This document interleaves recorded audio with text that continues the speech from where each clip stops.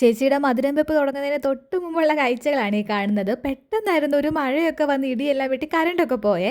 പിന്നെ ഈ എമർജൻസിയും ടോർച്ചും ഒക്കെ പിടിച്ചു നിന്നാണ് ഇവിടെ ഒരാൾ ഒരുങ്ങിക്കൊണ്ടിരിക്കുന്നത്. ഒരുക്കമൊക്കെ തീരാറായ സമയത്താണ് പിന്നെ കറണ്ട് വരുന്നത്.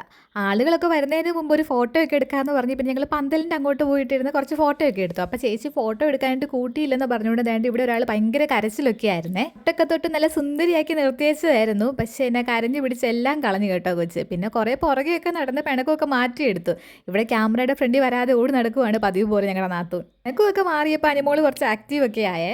പിന്നെ ആളുകളൊക്കെ വരാൻ തുടങ്ങിയപ്പോൾ ഞങ്ങൾ പതിയെ അകത്തോട്ട് വലിഞ്ഞു കേട്ടോ. അങ്ങനെ അച്ഛനൊക്കെ വന്നപ്പോഴത്തേക്കിനും പരിപാടികളൊക്കെ അവിടെ തുടങ്ങി. ചേച്ചി അവിടെ നിൽക്കുന്നത് കാണുമ്പോൾ അറിയാൻ നല്ലതായിട്ട് പേടിച്ചാൽ കേട്ടോ നിൽക്കുന്നത്. അതിൻ്റെ ഇടയ്ക്ക് അച്ഛനാണ് ആ മൈക്ക് ചേച്ചിയുടെ നേരെ നീട്ടി കേട്ടോ സന്ധ്യാപ്രാർത്ഥന ചൊല്ലാനായിട്ട്. ആദ്യം ഒന്ന് പേടിച്ചു പോയി, പിന്നെ പതിയെ ചൊല്ലാൻ തുടങ്ങിയേ.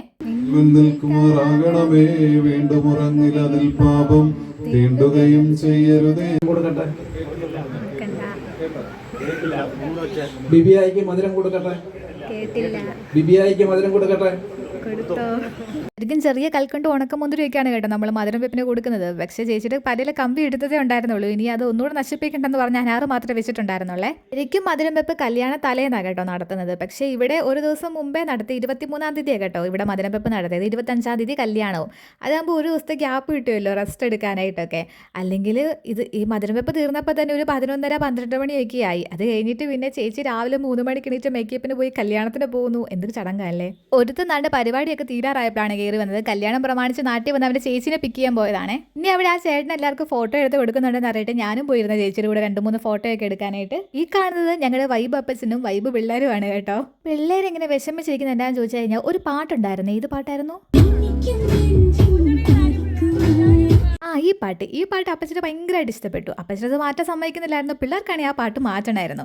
അങ്ങനെ കുറച്ച് കഴിഞ്ഞപ്പോഴത്തേക്കിനും അവർക്ക് ഇഷ്ടപ്പെട്ട പാട്ടൊക്കെ വെച്ച് കൊടുത്തു കേട്ടോ. അങ്ങനെ എല്ലാവരും ഡാൻസ് കളിക്കാനൊക്കെ തുടങ്ങിയേ. സ്റ്റേജിൽ നടുക്ക് നിന്ന് ഡാൻസ് കളിക്കുന്ന കുഞ്ഞുണ്ണിയുടെയും അപ്പുണ്ണിയുടെയും മാതാശ്രീയാണ് ഇരിക്കുന്ന അശ്വതി ചേച്ചി. ഇതൊക്കെ കണ്ടുകൊണ്ട് നിന്നപ്പോഴത്തേക്കിനും സമയം പോയതേ അറിഞ്ഞില്ല കേട്ടോ. പിന്നെ വിശപ്പിന്റെ വിളിയൊക്കെ എത്തിയപ്പോഴാണ് സമയമൊക്കെ ഇത്രയായി എന്ന് അറിയുന്നത്. ഏകദേശം ഒരു 10 മണിയൊക്കെ ആകാറായപ്പോഴാണ് കേട്ടോ ഞങ്ങൾ ഫുഡ് കഴിക്കാനായിട്ട് വന്നത്. കല്യാണത്തിലേന്ന് ഈ കപ്പയും എല്ലും കോട്ടയംകാരുടെ ഒരു ഫേമസ് ഐറ്റമാണ്.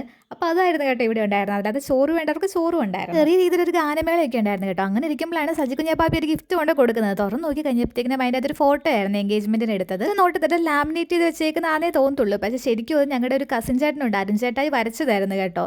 അത് പറഞ്ഞു കഴിഞ്ഞപ്പോഴാണ് ഞങ്ങൾക്ക് മനസ്സിലായത്. അപ്പം തന്നെ അത് ചേച്ചി കൊണ്ട് റൂമിൽ ഒട്ടിച്ചൊക്കെ വെച്ചേ. ഇനിയിപ്പോൾ കല്യാണത്തിന് കാണാമല്ലേ.